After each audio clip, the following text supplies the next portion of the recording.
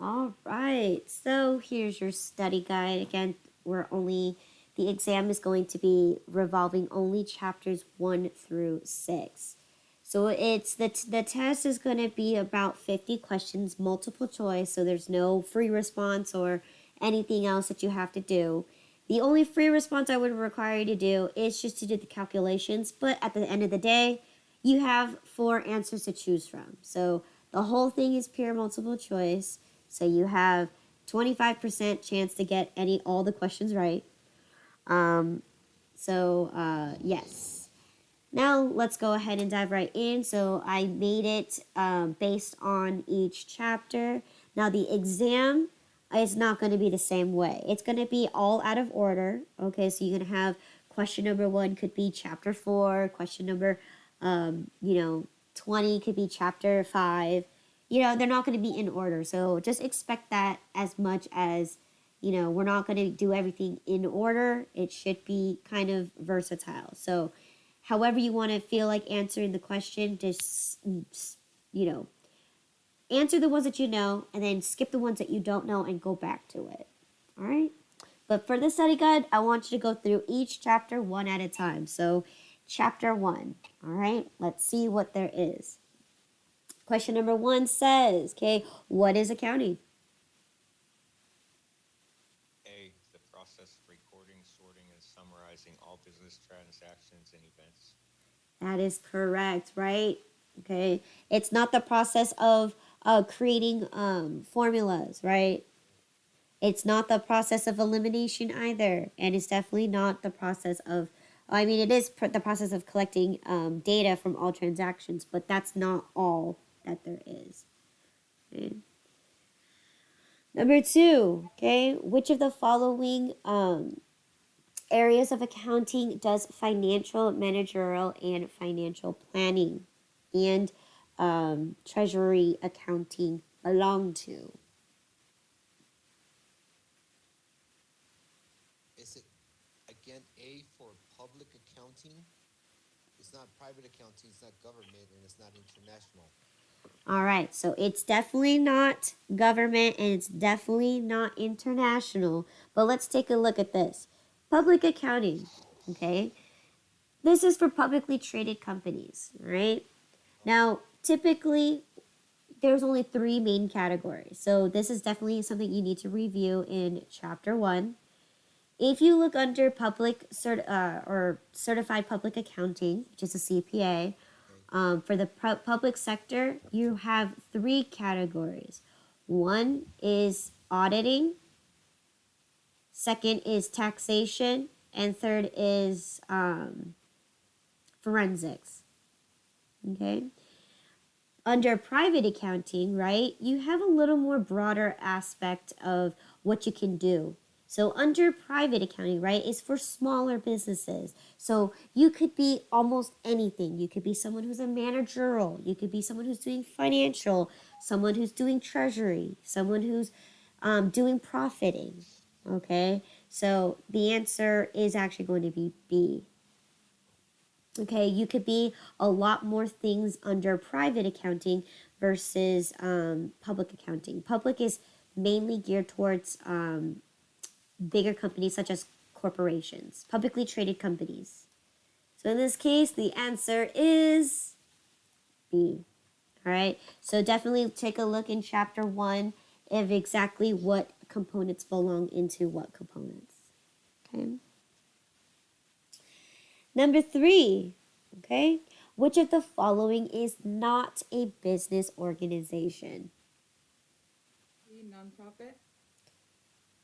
That's not a business organization. Oh, they're all business organizations, aren't they? Correct. Okay, so be careful. Not all business organizations have to be profit, okay, or for profit. Right? We have nonprofit organizations. That's one of the last ones. We have LLCs. We have partnerships, corporations, and sole proprietors. So remember, nonprofit is an existing legal business entity. Okay. All right, number 4. Okay, which of the following financial statements is based off of the accounting equation?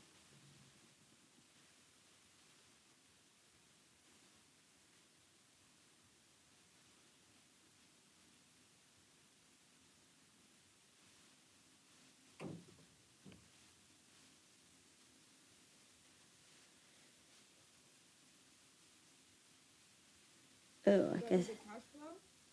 Okay, so this is definitely something you guys have to go back into chapter 1 for. The statement of cash flow only tells you how much cash is flowing into the company and how much cash is flowing out of the company. So this one is automatically eliminated.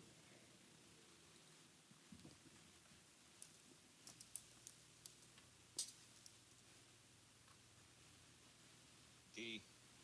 D, statement of equity. No, that only determines the value of your company. So whether you made investments into your company or whether you took money away from your company is or reinvest your profits into your company, that is where the equity is going to stay. I just made a mistake. Typo. All right, so if I go with A and say that's what we have credits and debits, and then at the end we check to make sure they even out this, the balance sheet. Okay. Now, the balance sheet does check for that, but that's not the main purpose of creating the balance sheet. The trial balance is where we compare our debits and our credits. Okay, so the trial balance and the balance sheet are two different things. One of them is you're checking for debits and credits, and so then therefore, what does the balance sheet check for? Obvious answer is going to be B. Profits Okay, and loss. no. Wait a minute, hold on a second. I have this in my notes. It says assets equal liabilities plus owner's equity, and it says the accounting equation or balance sheet equation. Correct answer. It is the balance sheet. So the balance sheet makes sense, right? You have an equation right here. If your assets have to equal your liabilities plus your equity, isn't that balancing something? Right? One side must equal the other side. Okay, so don't confuse the trial balance. The trial balance is just to check if your debits match your credits. This case, the balance sheet is in fact going to test you on whether the accounting equation holds true or not. Does your total assets equal your total liabilities plus your equity? Okay, your profit and loss. It's pretty straightforward, right? Did you make a profit or did you make a loss? Okay, so the answer is in fact A. All right, make sure you guys know there are 4 financial statements because it's important, especially when we're doing our accounting cycle, because it's going to be one of the steps that you need to be able to calculate. All right, so in this PowerPoint slide, it should say there that the purpose of creating the balance sheet is to test if the accounting equation holds true. Okay. So this is all chapter 1, and we can go over every PowerPoint if you'd like. I meant like, never mind. You know what I mean. Number 5. All right, let me see if, okay, yeah. Number 5 says, okay, what is the difference between the accountant and the bookkeeper? A. A, the accountant records, creates financial statements, and analyzes the business transaction, while the bookkeeper only records business transactions. Yes.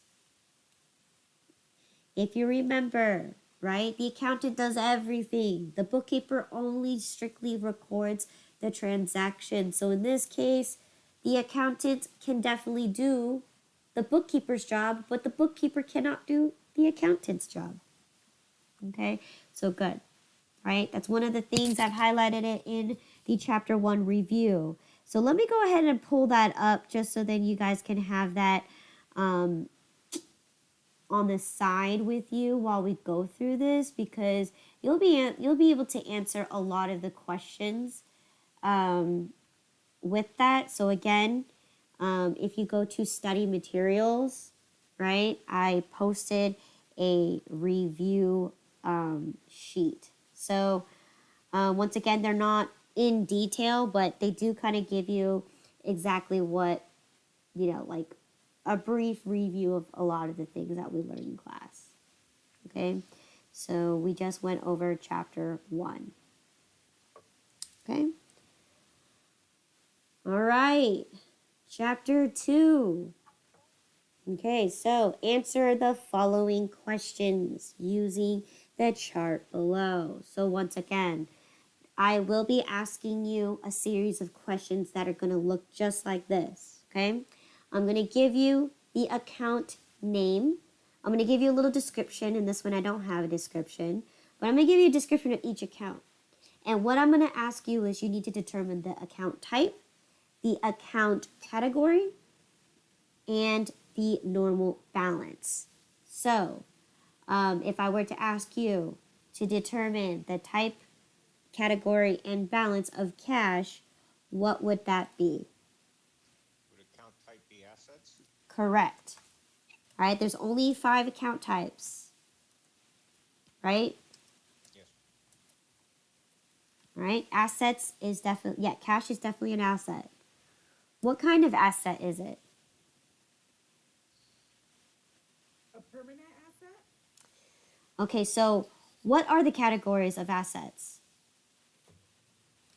Permanent, temporary. No. So here.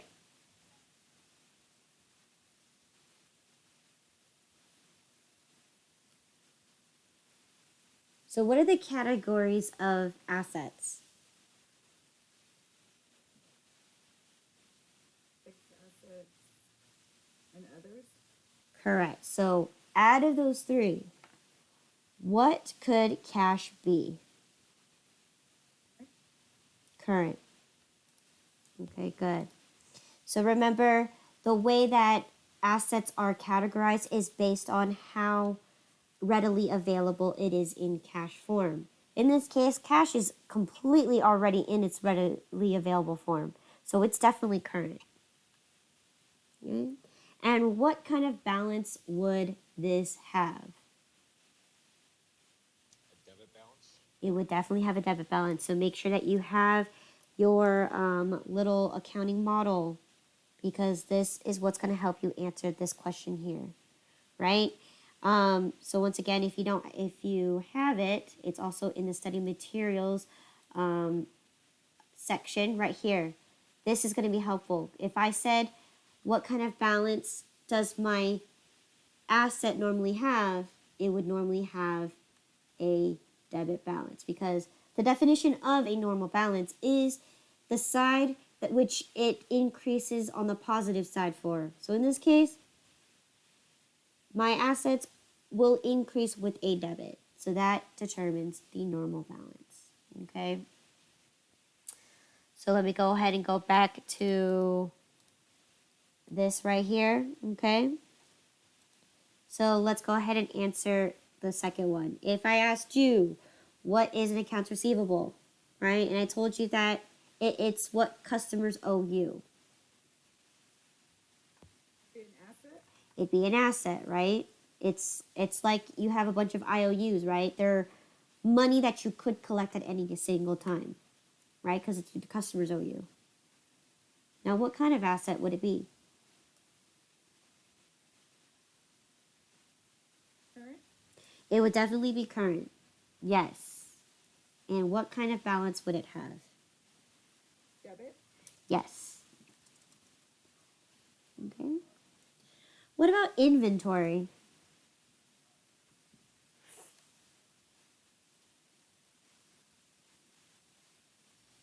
Asset again? Yes.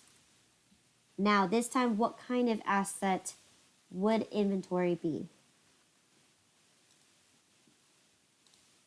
Be current, wouldn't it? Yes, it'd be current, because you can turn around and sell it for cash. Okay, and what's... Debit? And it would also be a debit. Good. What about equipment? Wouldn't that be equity? Okay, it's not equity. Because what's the definition of equity? Oh, okay. That would be an asset again? Correct. Now, what kind of asset would this be? Fixed?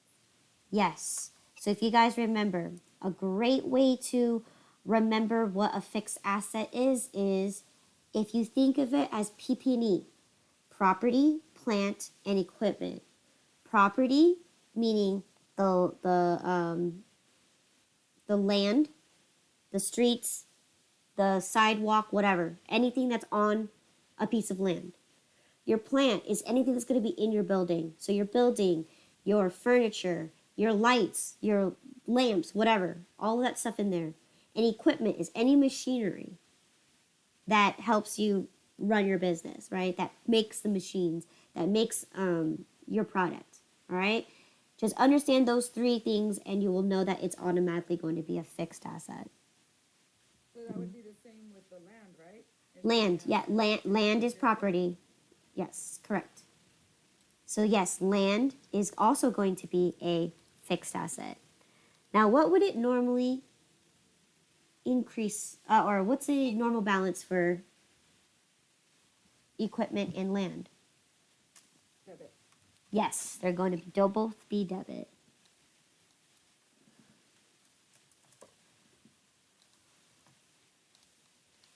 Okay. What about prepaid accounts?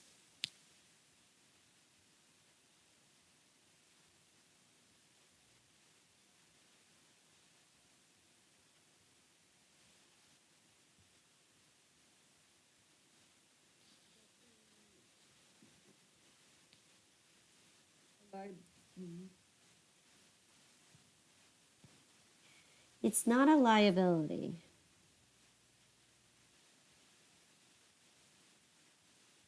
So, what a prepaid account? A good example would be prepaid insurance. Wouldn't it be an expense? It's technically not an expense because we're making a prepayment to it. a loan? It's not a loan because you don't owe if you're making a payment to it.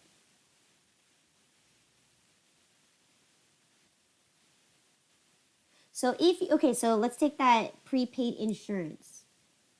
If I paid in advance for insurance, that's going to be considered a prepaid account because I paid in advance. So therefore, what does that mean? What does the insurance company have to do? Yes. So therefore, what does that mean? I own it, right? I own this insurance.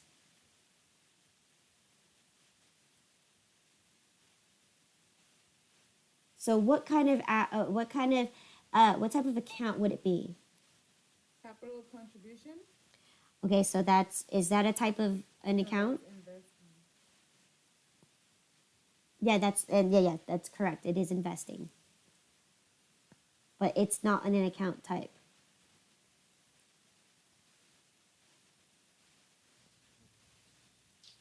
So take a look up here if you need a hint. There's only 5 that you can choose from. So if it's not an expense and it's not an equity and it's not a liability, you only have 2 options left. Equity, no.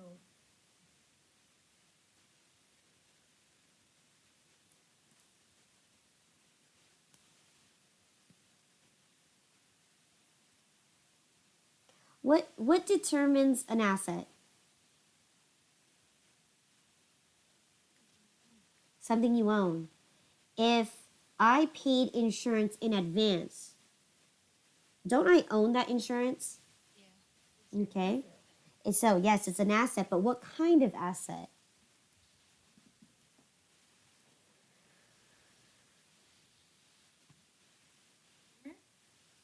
Okay, so can you easily turn around and say and get your money back for insurance? No. Fixed? Other income? Is it okay, so let me answer Nicole's question. So, is it considered a property, plant, or equipment? Oh, no. Okay, can you physically touch it? No, so it's an intangible asset, right? So where would that be categorized under?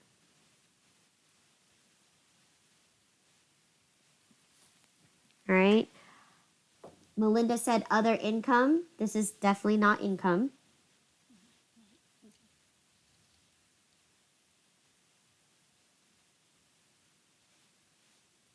Would it be an operating expense? Because sometimes, like, when you own buildings, it's required that you have insurance.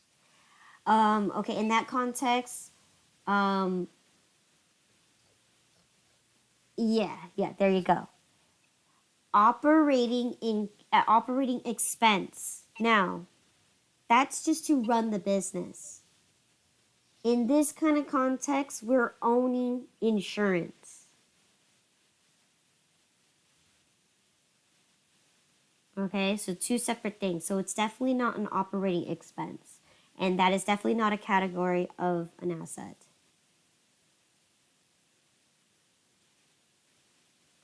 All right, if it's not current and it's not fixed, what's the last category?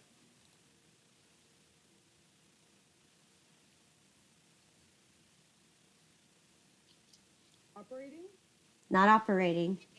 Other assets. Other assets, yes. Okay.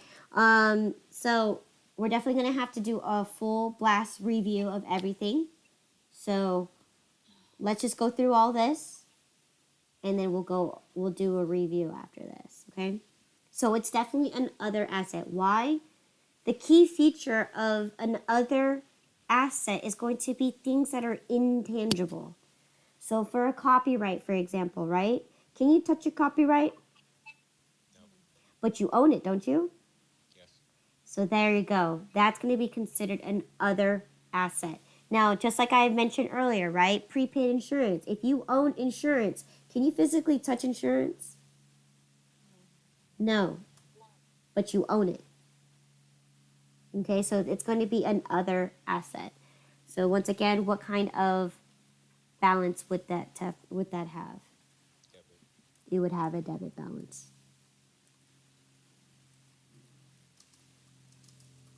Okay. So next is going to be accounts payable.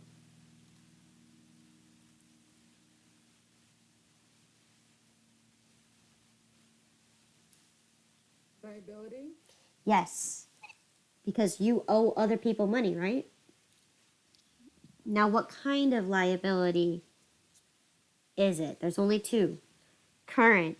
Yes, most likely if you owe companies, they're only going to allow you to owe within a year. So, usually maximum 30, 60, or 90 days.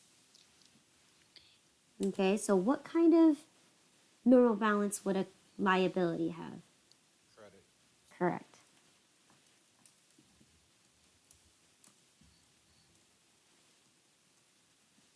Okay. What about unearned revenue?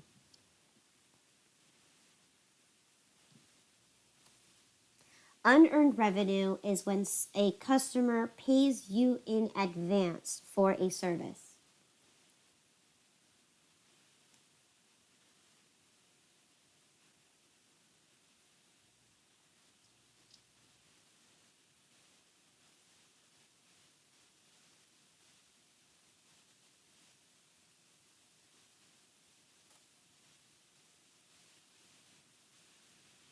Can we The see the operating? Operating, no, it's not operating. That's not an account type. can we see the options again? Options? Okay. Yeah. So for the account type, there's only 5 account types, right?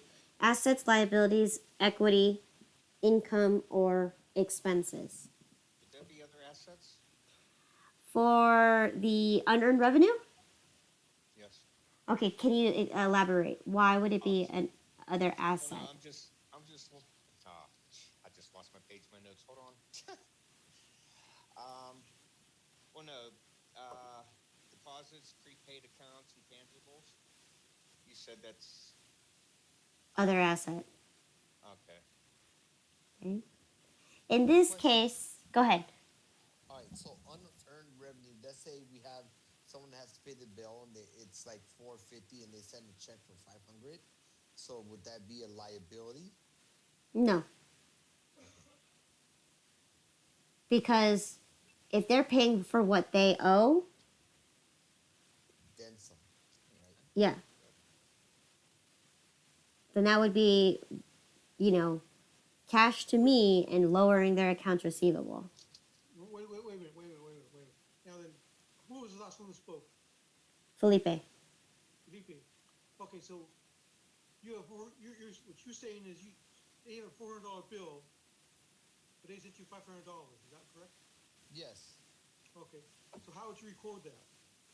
I would give them a credit of $50, but So you gonna send them back money, or what, or they don't expect the money back? What is? well, the way of thinking, am I sending the money back or am I just giving them like credit, like when So how would you record that? oh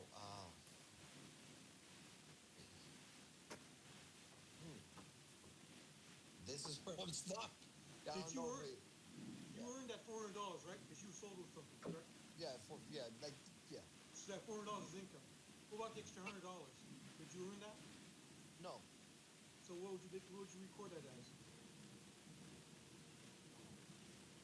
Right there in front of you on the questionnaire. Uh, Where you looking at? no, that's See, what I was sorry. revenue, wouldn't I it? have the, yeah, Unearned revenue, yes. Yes, Oh. that's They, revenue. they're giving you money, but you did not earn it. Okay. But that's only in context if that person paid you intentionally in advance for a service that they are planning to have in the future.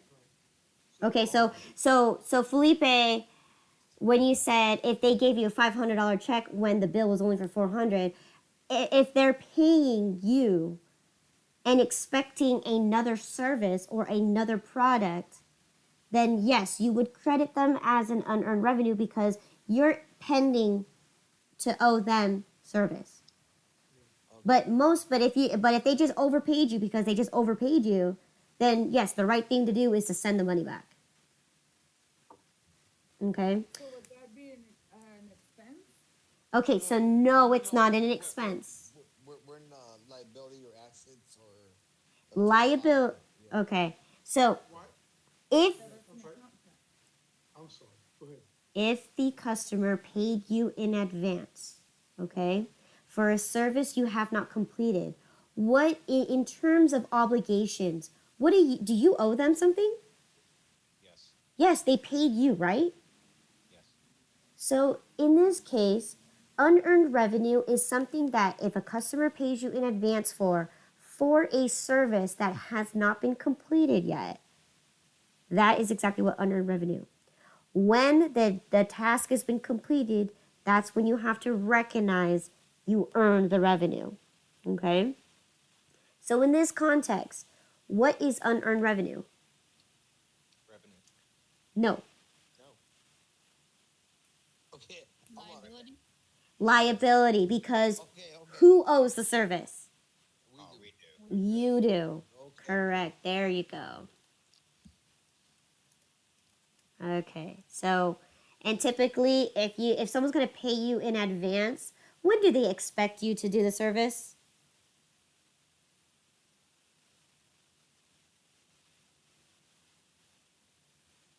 So what how would you categorize this liability?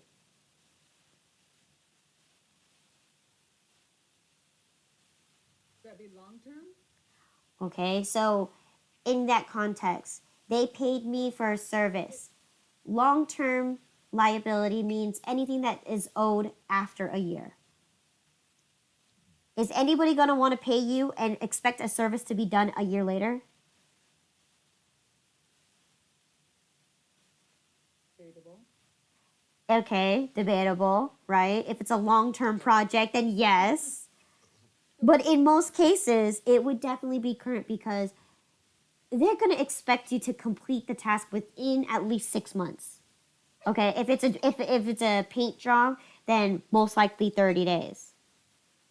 But no one's going to give you a wad of cash and expect you to return the favor in a year later. So most likely, an unearned revenue is going to be a current because it's within a year. Okay, so yes, it's definitely current. All right, we're gonna go over the whole chapter 2 in after this small section right here because we need to review a lot of stuff here. So what is the normal balance? Is it going to be debit or credit? Credit. Okay. So what about loans payable?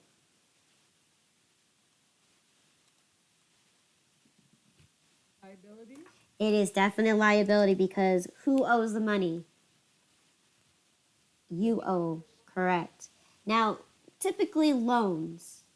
What? How would you categorize that? Long term. Long term. 100% long term. Most, unless it says it's a short term liability, right? It's only 6 months, then it's going to be considered a current asset. But most loans are minimum a year and up, right? It could be a year, it could be 36 years, depending on what the loan is. So in this case, it's most likely going to be a long term liability. All right. And what kind of account balance would this have? Credit? Credit. Okay. All right. What about owner's equity?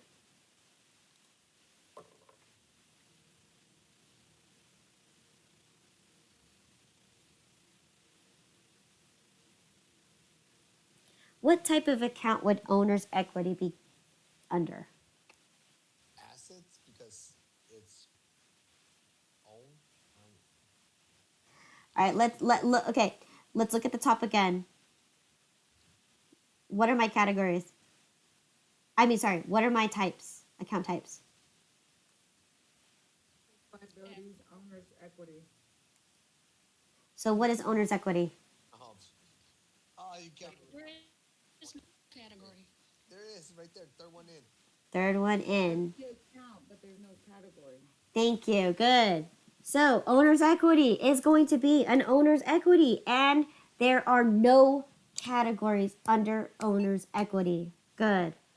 So therefore, what is going to be my normal balance? Credit. Credit. Okay. What about an owner's withdrawal? It is owner's equity. Okay. What kind of category would it have? No None. category. None. So in this context, right? What kind of balance would it have? A debit? Yes, because in this one, this is a contra account. Okay? Owner's withdrawal reduces owner's equity. So in this case, we're taking money away from the company. So therefore, we're going to reduce the value of the company. And by doing so, you're going to have a debit balance because it's going to flow in the opposite direction as the main account. Okay? Okay, good. Next section here, what about sales? What is sales going to be considered as? Income? Income, good. Now in this case, because we are dealing with, what do you call it? We're dealing with merchandising operations. So what kind of category would sales be under? Sales? Sales, exactly, right? If you put operating, that's also correct because sales is the main core operation of the income. So if it's operating income, that's just as correct as sales. But this one, because we are focusing on a merchandising company, your only operating income would be your sales. Okay, so in this case, I gave you the options, it's sales. Okay, and what kind of balance would this typically have? Credit? Credit. Good.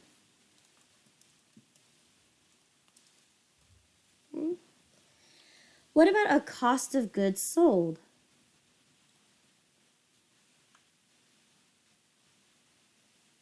Expense, Yes.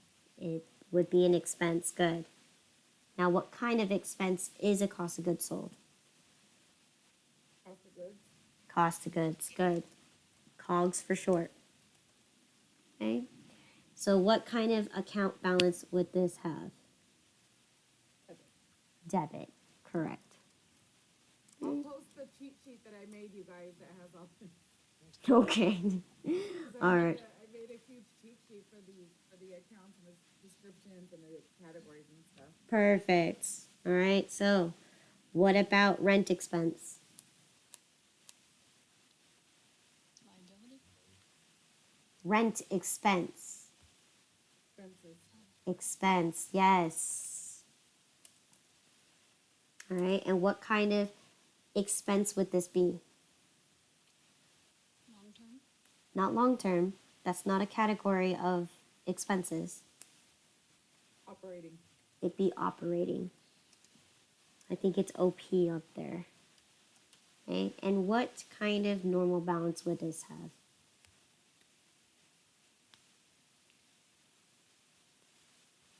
debit, Debit. Okay.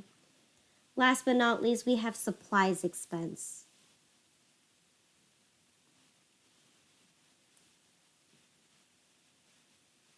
assets, Expense, Expense.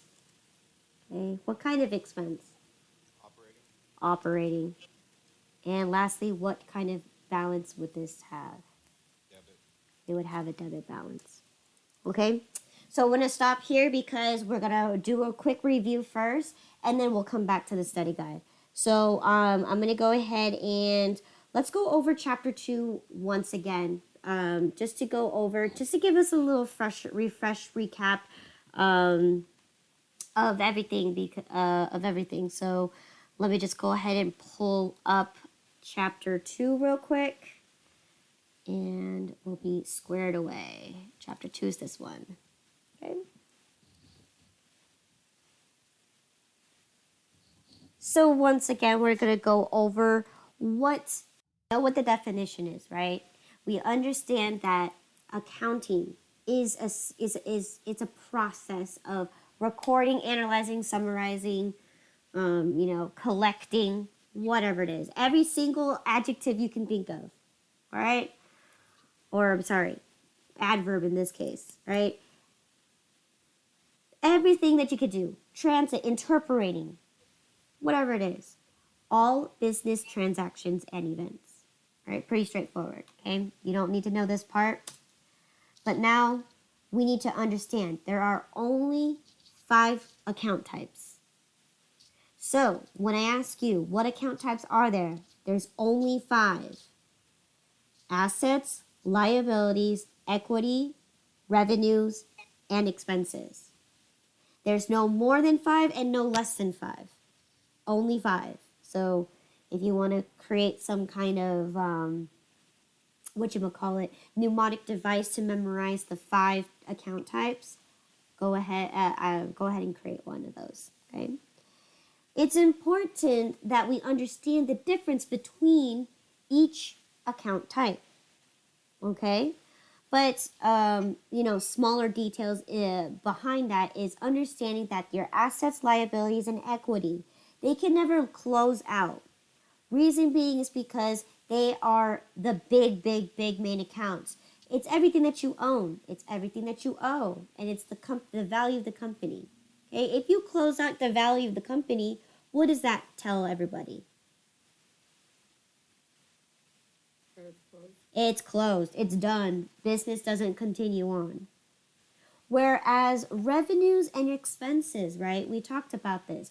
Revenues is every means to generate revenue or generate income, to pull in money to the company. Expenses are whatever that you need to incur in order to operate your business, right? These 2 things are going to be a perfect measurement of profitability because every month you're going to incur different revenues. Every month you're going to incur different expenses. So these are going to be your temporary accounts that close out at the end of the given period. Now, these temporary and permanent accounts only make sense towards the end of when we go moving into the closing process. But for now, I just need you to know there are only 5 account types: your assets, liabilities, equity, revenues, and expenses. No more, no less. Exactly 5. Okay? Now we're going to break down, you don't really need to know this part as much. Understand that debits and credits left, right, okay? Don't refer them as positive and negative, right? Refer them as left and credit, because exactly how we see it in the journal. Your debits are going to be on the left side, your credits are going to be on the right side. Straightforward. That's exactly why they have left and right. Okay? So now we're going to go ahead, and this is the accounting equation. So once again, this is the fundamental backbone of all businesses. Your total assets must equal your total liabilities plus your equity. Okay? If for any reason your assets do not match, you've done accounting wrong, or you must have forgotten to record something, or something's not adding up, because this must hold true everywhere you go. Okay? You can never have more assets than you owe, than what you owe. Okay? Now let's go ahead and dive right in. So your assets are going to be everything that you own. Okay? Ownership. Okay? And how you categorize it is going to be based on 3 categories: your current asset, your fixed asset, and your other assets. So once again, how you categorize your assets is going to be based on how quickly you can convert your items into cash. So all your current assets are either going to be something that you can convert into cash, collect cash, or as quickly as possible. So here's some examples. Cash. Cash is already in its simplest form, right? Accounts receivable. If your customers owe you money, you can go to your customer and say, give me my money.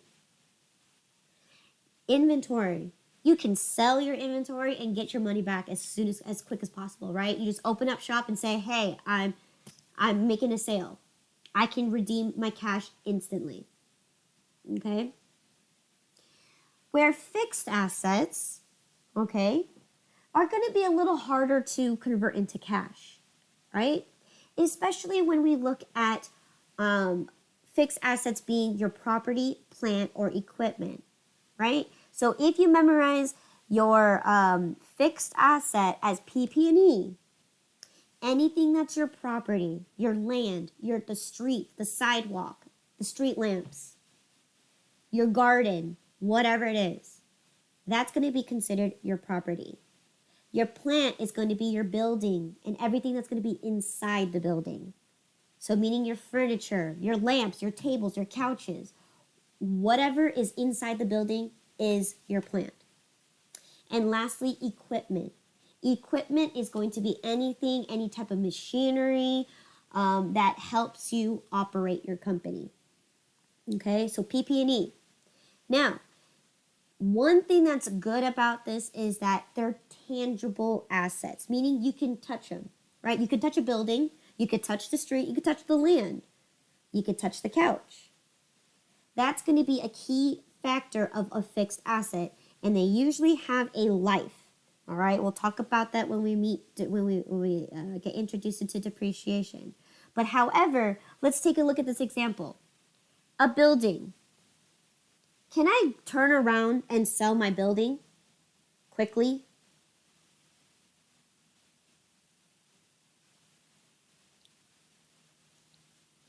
You can't sell it quickly usually, but you can sell it.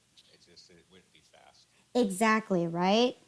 My turnaround time for cash for my current assets, right? If a customer owes me money, I can go back and claim that money as soon as possible, right? I just bring my debt collectors, hey, knock on the door, give me my money. Same thing with inventory. You can turn around and sell that product within a day. Okay? Whereas your fixed assets, you have to go through the realtor, you have to go through appraisal, you have to put it on the market, you have to have someone be interested in buying your building, then you have to go through paperwork, go through escrow, and then you have your final sale, and then you can sell your building. So how many months or how many even years would it take you to sell your building? Take a long time. It would take a long time. However, you are still correct. You still can get your money out of it. It's just not quickly available for the turnaround time. Same thing with furniture, especially if you used your furniture. How long is it going to sell? You got to post it on Facebook. You got to see your potential customers. You have to invite your customers to take a look at your couch. Then you have to go into Works and say what the agreement is. And if they come and pick it up, then they come and pick it up. Okay? So all these types of fixed assets, they take time in order to convert into cash. So that is why all of these are going to be afterwards, after all your current assets. It's going to be considered a fixed asset because it takes forever to get your money back. But second of all, too, it's one of the three things: property, plant, and equipment. Okay? Now, my other assets, one key factor for other assets is usually if you don't know where to categorize the rest of your assets, right? If it's not current and it's not a fixed asset, because remember, it has to be tangible. That's one of the components. Then you're just going to throw everything into the other assets. And usually other assets are normally intangible assets. So anything that's a deposit, a prepaid account, copyrights, licenses, contracts, okay? All of those, you still own them, right? A copyright, you own the copy, you own the rights to this exact logo, whatever it is, right? Or a trademark. You own this logo, right? But can you actually physically touch a copyright? No. Can you touch that invisible protection field that exists on it? No, but you can touch the physical paper, yes, but how does a piece of paper reflect a copyright? It doesn't. It just tells you that you own it, right? So that's typically what an other asset usually is. It's anything that you own, but you can't physically touch it. So prepaid rent, right? If I paid rent in advance, that means that rent, I own it. But yeah, I can't prove, except for the contract, right? I can't touch rent, right? Rent is like, in theory, right, that you're occupying a space, okay? So that's what other assets would be, typically intangible assets, okay? And once again, can you claim your money? Can you get money back instantly? Not instantly like your current. Exactly, right? A copyright. Most copyrights, once you pay for it, you definitely can't get no money back guarantee because you own it. You can sell it to somebody, but it depends on the legal terms on that, right? Same thing with rent. Do you think if you prepaid your rent and you paid 3 months in advance and then you decided, oh, I don't like this renter, I want my money back, do you think they're going to give you your money back? Not without a fight. Not without a fight. You may have to go into legal, get your lawyers involved. So in this case, the converting into cash is most likely unlikely, not very easy to do, right? So same thing here. So same thing with copyrights, licenses, patents, because you may have to go through legal agencies or entities to fight for the court to get your money back. Okay? So for sure, other assets are going to be one of the lowest kind of ways to get your money back. The fixed assets, right? You can get your money back, but it's still going to be very slow. Where your current assets are going to be instant cash or readily instantly converted into cash. So that's how we categorize our assets. There's only 3 categories: current, fixed, and other. Okay? CFO. Okay? All right. Liabilities. Liabilities is anything that you owe, whether you owe people, owe the bank, owe the landlord, whatever it is, you owe, period. Okay? So, how you categorize it, there's only 2 categories: current and long term. Okay? Now, how it is categorized or determined is based on the length of how long you owe them, right? Current liabilities typically are things that you owe less than a year. So again, when we talked about accounts payable, when you owe other vendors, they're not going to let you owe you more than a year. They're probably going to, the maximum would be 30 to 60 or even 90 days that you can owe a person. Okay? So you want to make sure that you understand that current. So most typical things are going to be things like accounts payable, sales tax. Do you think the government's going to let you hold on to their money for a year? You bet not. They're going to want to claim it within, within three months or even half the year. They'll let you keep it for half a year. But most cases, unlikely they're going to let you keep it for a whole year. Okay?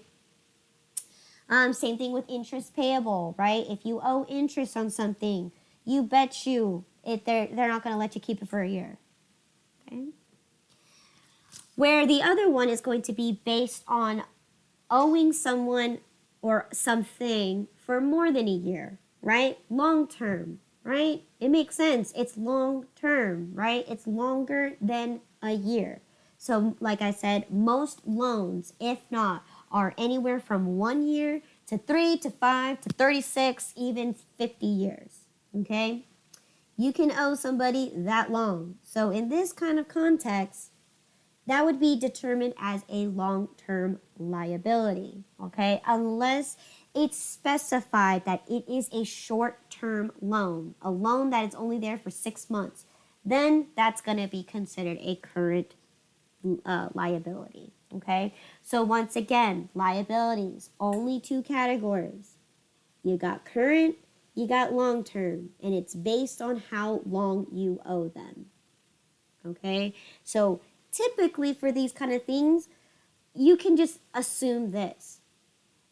Everything that isn't a long-term liability, so anything that isn't a loan, is typically going to be current. Okay? That's just a better way of understanding it, because anything that you owe most likely will be within a year, but anything that's longer than that would just be typically a loan. So as far as that, that's also one way of understanding it too. Anything that isn't a loan, most likely is going to be current. Okay? And a key way to understand the difference or to recognize is that usually you'll have the word payable attached to it. Okay? So notice this: accounts payable, notes payable, sales tax payable, interest payable. They all have the word payable behind it. All right? So that's one way that you can understand, right? If we break it down, payable, meaning that you owe them. Right? You are making payments to them. Payable. Okay? You're not receiving cash, you're paying cash. So it's going to be anything that you owe. All right, and usually loans could be just loans or loans payable. Just throwing it out there. Okay, so that's your liabilities. Okay, now equity. Equity, once again, is going to be determined as the value of your company. All right, equity in other languages, such as real estate, are 2 completely different things. Equity here in accounting is just the value of your company. It's not what you gain, right, for property. It's what you gain, right? Here, it's just what it's worth. Okay, so you can understand your equity as your net worth. What is your company valued at? Okay, And there are no categories in equity. However, things that contribute to equity. So again, these are just examples. They're not categories. They're just examples of what you typically see. Just like what we have here, right? These are your examples of liabilities. These are just examples of equity.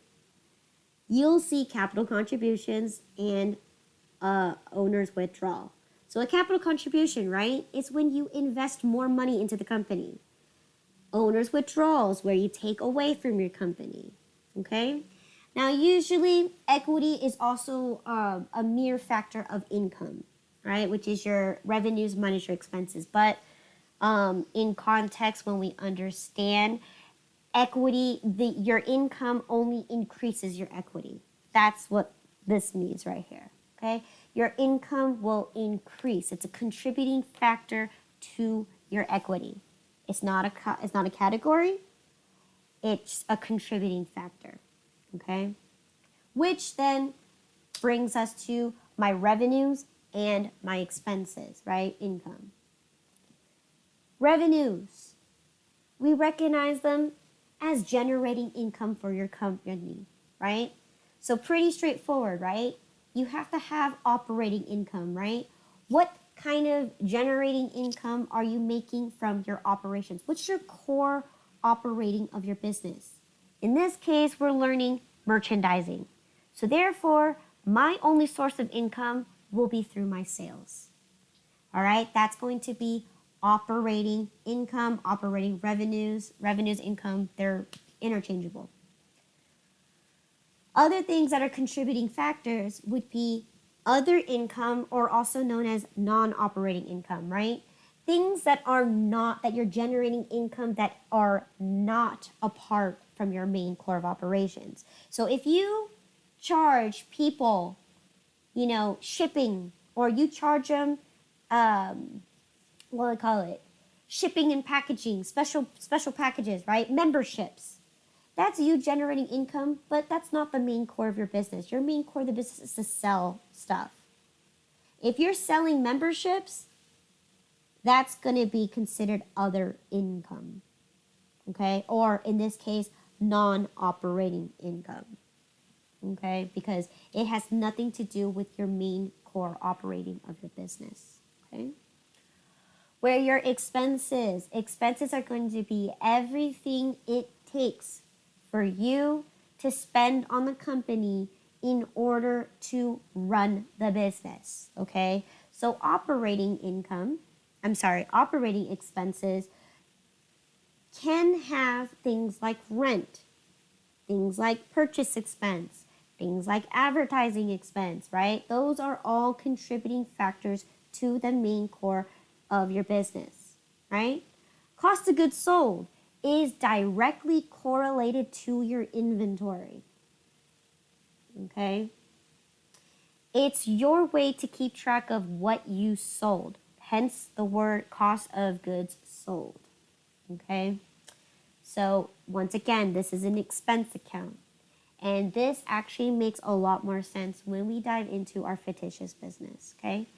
But our main core of operating expenses are going to be contributing factors that help you run your business. So if you need to incur advertising expense, okay, you need to incur business expense, license expenses, anything it takes to operate your business, okay? Non-operating expenses are things that are not directly related to your core operations.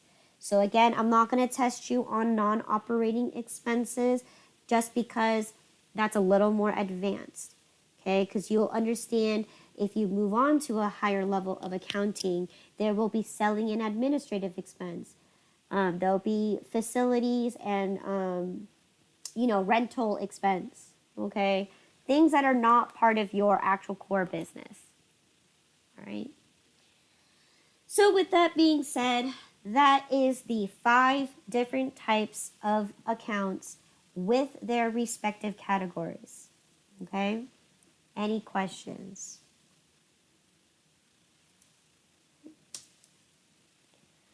So once again, this is the accounting model. we understand that the definition of a normal balance is the side which increases on the positive side. I think that's what it says.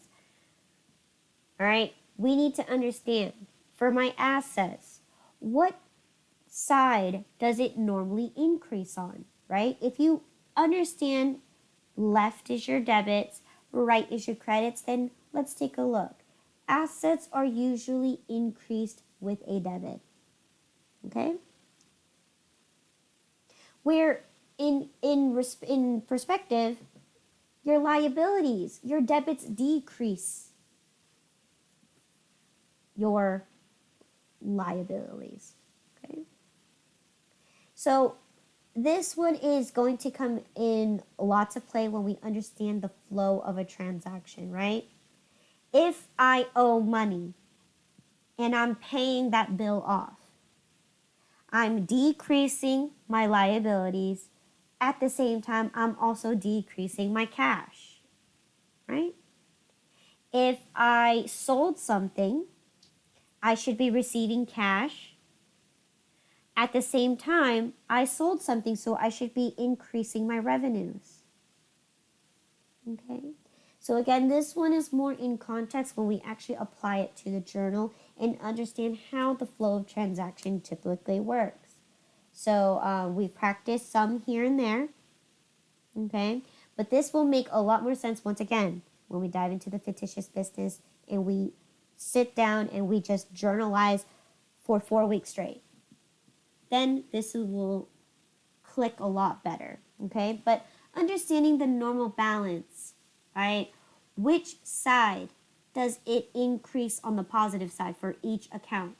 So in this case, the best way, if you want to just do a shortcut to memorize this, your assets and your expenses flow in the same direction.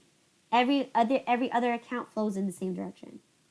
So if my assets and my expenses are increased with a debit, then you automatically know anything that's a revenue, anything that's an equity or a liability is going to be the opposite. So it's going to be my credit that increases it. Okay? So just know that AE is going to be my debits. Okay? Everything else is credit. Okay. All right, bookkeeping system, once again, we kind of understand this one already, right?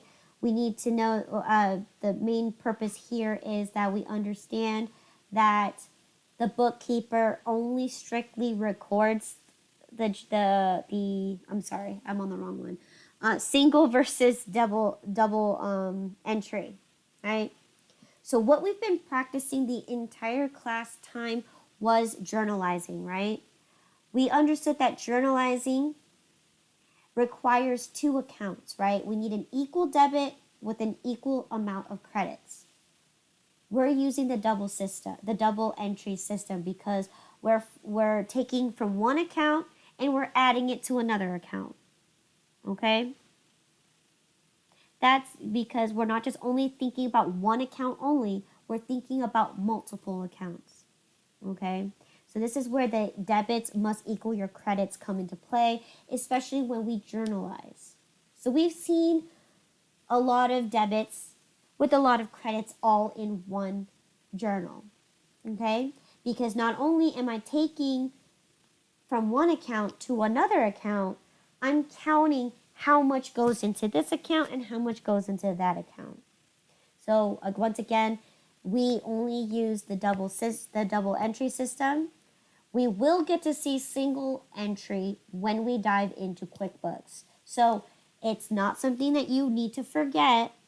Just know that when we are doing manual accounting, it is very important that you use the double entry method or the double entry system, because the rule here states that all your debits must equal all of your credits.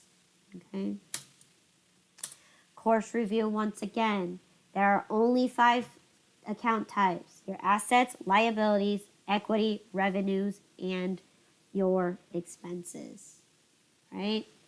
you have your accounting equation, which is your assets equals your liabilities plus your equity. You have the normal balance, right? Your debits increase your assets, so does your expenses. Okay? We got left is your debit, right is your credit. Okay? And lastly, here once again, I have my 5 account types, dividing them in and splitting them up to their account categories, right? Under assets, you got current, fixed, and other. Liabilities, you have current and long term. Equity, I put it in capital letters, no categories. Okay? Your expenses has your cost of goods sold, operating expense, and non-operating expense. Whereas your income has your operating, other, and non-operating. Okay? Right? So that is chapter 2 review. Now,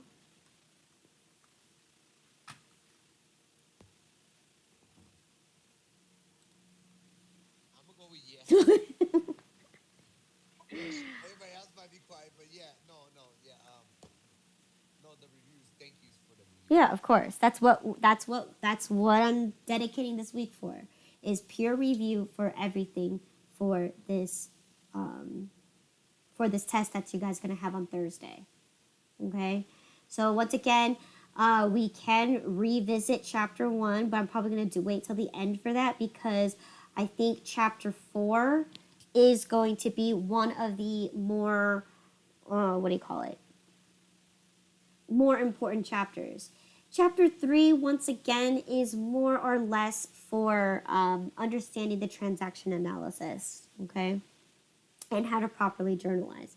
So here, I think this is a continuation of chapter 2. So let's go ahead and finish this off, okay? What does left mean?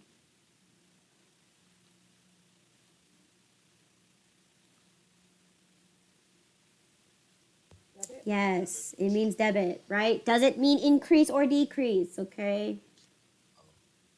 All right. What does right mean? Credit. Yes, credit. Okay. Number 11 says, if you were a company that had a total assets of 125,000 and a total liabilities of 45,000, what is your total owner's equity?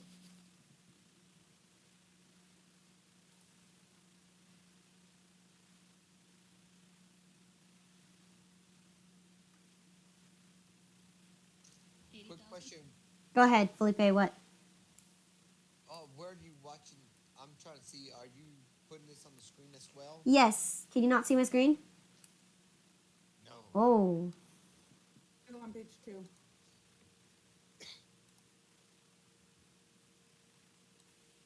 Okay. So here, question 11, once again, if a company had a total assets of 125,000 and a total liabilities of 45,000, what is your total owner's equity? 80,000. Okay, so Melinda, how did you get that answer? I took the 45,000 minus from the 125,000. Okay, good. Now, what is that? What did you just do there? Where did you get the idea of doing that? Because the assets you own and your liabilities you owe. So I just subtracted. So what did you use? What did you use? The accounting what? Equation? Yes, she used the accounting equation, right? Your assets equals your liabilities plus your equity. So in this case, if I have a total of 125,000 equals 45 plus blank. So what is my total here? So yes, we subtract it out to get a total of 80,000. So yes, you may see that on the exams. Make sure you're aware that you are required to know the accounting equation. Okay. Number 12, okay? Which account types normally have a debit balance?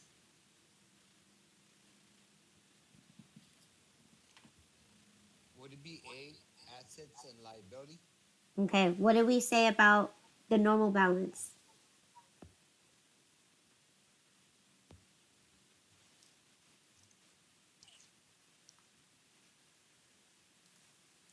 What increases on the debit side is what the question is asking. Assets and Assets and expenses, revenue. Assets and expenses, expense. right? Debit here, debit here, right? Your revenues and your liabilities and your equity, they are increased with a credit balance, okay? So remember, the definition of a normal balance is the side which increases on the positive side, okay?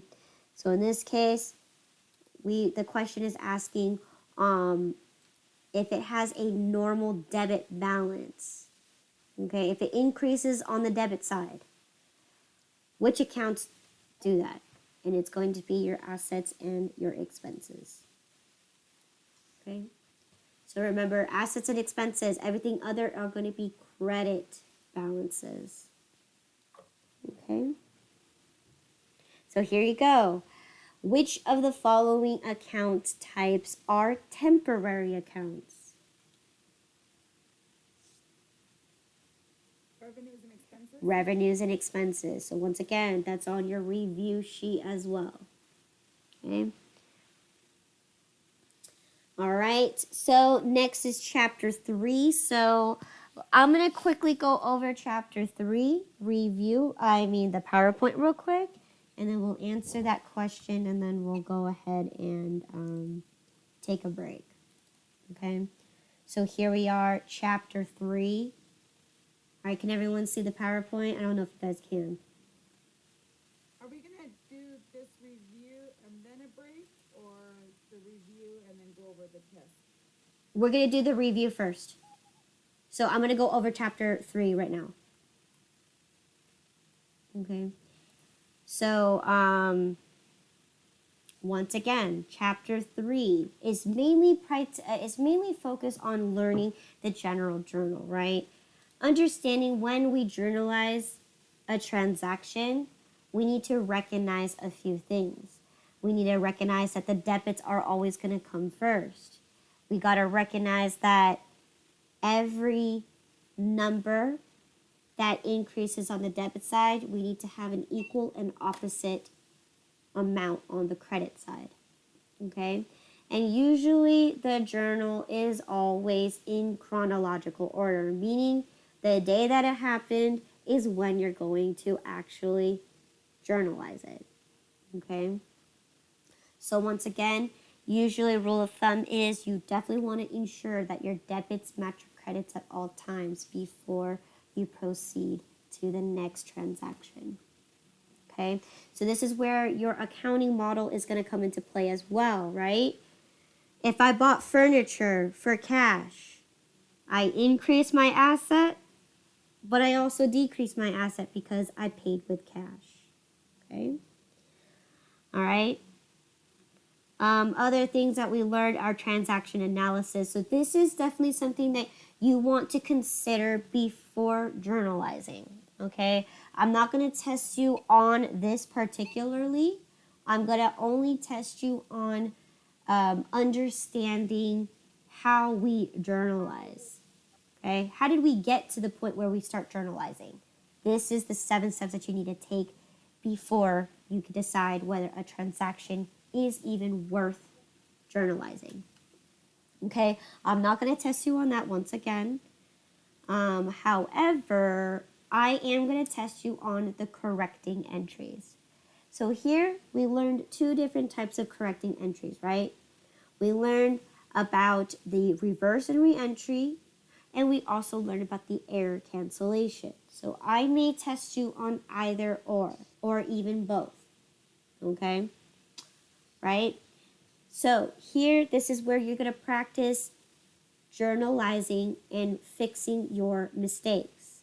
So first one that we got to take a look at is going to be the undo. Okay, so the first one that we got to take a look at was the reverse and reentry, right? So if you guys remember from way back when, we understood that when a transaction has been completed and it's wrong, and we recognize it, the best way to understand how to reverse and then re-enter it in is to physically think about the scenario. If I bought office supplies, right? I bought office supplies. I'm going to physically take my office supplies. I'm going to go return it to the store. So I should get my cash back, right? Once we recognize that, right, I'm going to get my cash back and I'm going to return my office supplies. Then I'm going to turn around, go back in line, and repurchase it. So I'm going to re-enter it for the correct amount. That's the easiest way to understand the reverse and re-entry. You're going to reverse the transaction that happened, and then you're going to purchase it back for the same, for the correct amount. Okay? Where error cancellation, you have to really think about this, right? In this case here, I originally purchased $65 worth of supplies, okay? But in my journal, I wrote that it was 56. So I have to think really hard, okay? I'm supposed to have $65 in my supplies, but I currently only have 56. So you have to decide which one do you need to increase in or decrease. So in this case, I need to increase my office supplies because I'm missing $9. This is where you're going to take the difference between the two values that you are, the different values that you wrote your journal for. So the correct amount versus the wrong amount. And here we find the difference is 9. Now, is that 9 going to increase my supplies or decrease my supplies? In this case, I'm missing $9 worth of supplies. So I need to increase my supplies, and I need to decrease my cash because I did not spend $56. I spent $65. So therefore, I need to increase the amount of cash I spent as well. So once again, this one needs a lot of brain power because you need to understand which accounts are going to be affected. Okay. T accounts. Sorry, go ahead. Out of those two, didn't you say before that the preferred one is the reverse Correct. reentry? Okay. Just because, again, that way you can see your mistake, reverse it, and then re-enter it. Where if you utilize the error cancellation, if you take the difference and you say $9 is your difference, but you're not quite sure which account is going to be increased on or decreased by, you can easily make another mistake by, what if I said I needed to give myself more money and reduce my supplies by $9. Then I made another error while correcting my error in the first place. So that's where you have to really think very hard. Is this the correct is this the correct amount that I need to correct it for? Am I increasing the correct account? So that's why the error cancellation is more for people who are, very, very good at catching these mistakes, but also understand understand what part is missing. Okay. So, yes, most likely the best way to fix an error is to do the reverse and then re-enter it again. Okay, that allows you to zero out the account that you originally placed it in and then re-enter it for the correct amount. Okay, all right. T accounts, I'm not going to require you to know them. General ledger.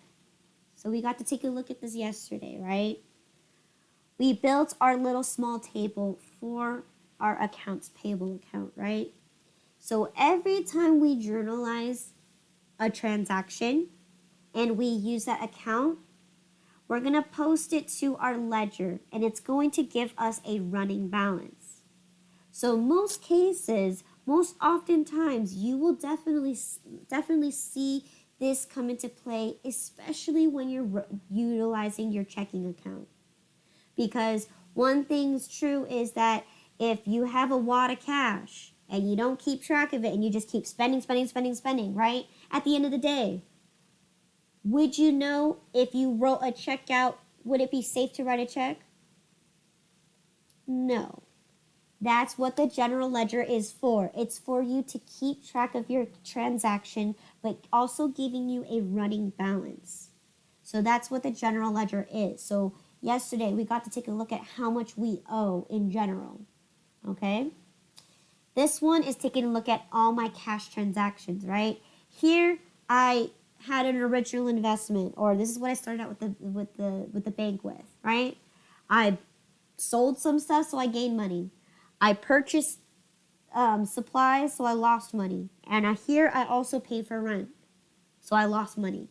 So in this case, I have a running balance. So at the end of the day, after every transaction, I know how much money I have in each account. In this case, this is my checking or my cash account, right? So at the end of September 1st, I know I should have 5,278. At the end of the second, I know that I have 4,077. At the end of the third, I know I should have 4,071.